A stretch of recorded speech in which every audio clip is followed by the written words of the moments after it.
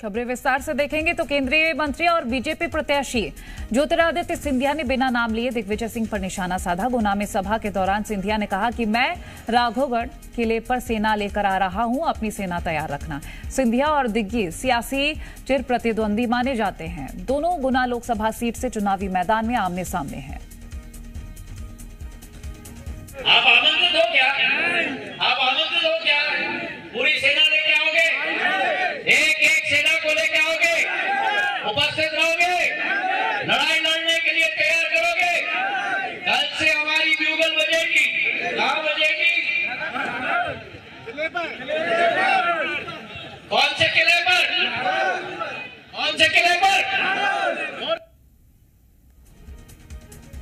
तो गुना में बीजेपी प्रत्याशी ज्योतिरादित्य सिंधिया हमलावर नजर आए हैं और वहीं चुनौती भी देते हुए नजर आए हैं कि हम अपनी सेना लेकर आए हैं, आप अपनी सेना तैयार रखना। मैं राघवगढ़ किले पर सेना लेकर आ रहा हूं, आप अपनी सेना तैयार रखना।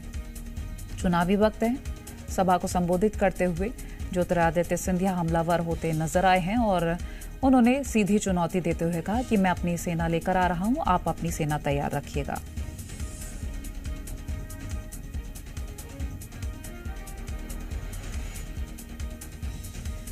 बड़ी खबर हम आपसे साझा कर रहे हैं इस वक्त की, जहां अब दूसरे चरण की तैयारी चल रही है। तो वहीं दूसरी ओर हम बात करें तो बीजेपी प्रत्याशी ज्योतिरादित्य सिंधिया, जिन्होंने बिना नाम लिए दिग्विजय सिंह पर निशाना साधा और कहा मैं राघवगढ़ किले पर आ रहा हूं अपनी सेना लेकर, आप अपनी सेना तैयार रखिएगा। प्रमोद शर्मा हमारे साथ लाइव जुड़ गए हैं।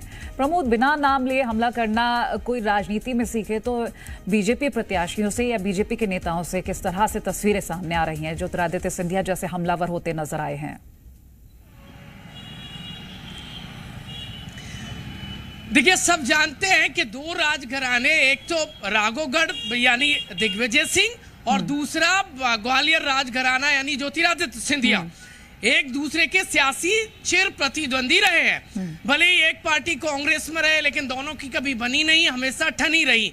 और ये भी राजनीतिक पंडित बताते हैं कि ज्योतिरादित्य सिंधिया का कांग्रेस पार्टी से रुखसत होना एक दिग्विजय सिंह कारण रहे हैं। और अब जबकि वो शिवपुरी गुना लोकसभा सीट से प्रत्याशी हैं, बीजेपी के कैंडिडेट हैं, तो वो बिना नाम लिए दिग्गी पर निशाना साधते नजर आए और कह दिया कि राघवगढ़ पर चढ़ाई करनी है, सेना तैयार करिए। ये वो अपने समर्थकों से खुलेआम कहते नजर आ रहे हैं। यानी कुल मिलाकर ज्योतिरादित्य सिंधिया मैदान में है, दिग्विजय सिंह राजगढ़ से हैं और एक दूसरे पर देखिए एन कैन या फिर यहाँ वहां से निशाना साधते नजर आते हैं।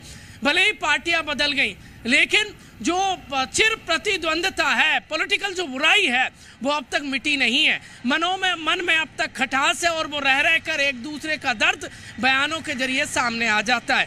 सिंधिया बयानों के जरिए या फिर राजगढ़ में प्रचार के जरिए घेरने से देखिए चूकते नहीं है। जब मौका मिलता है तब दिग्गी को वो दिल भर कर कोसते हैं और यही वजह है कि आप दिग्विजय सिंह के बयान सुनेंगे तो वो सिंधिया पर ऐसे बोलते हैं कि मध्य प्रदेश में सियासी तापमान ग्वालियर चंबल में जिस तरीके से एक्सट्रीम मौसम होता है, चाहे वो सर्दी का हो, चाहे गर्मी का हो, चाहे बारिश का हो, सब दिल भर कर होती है।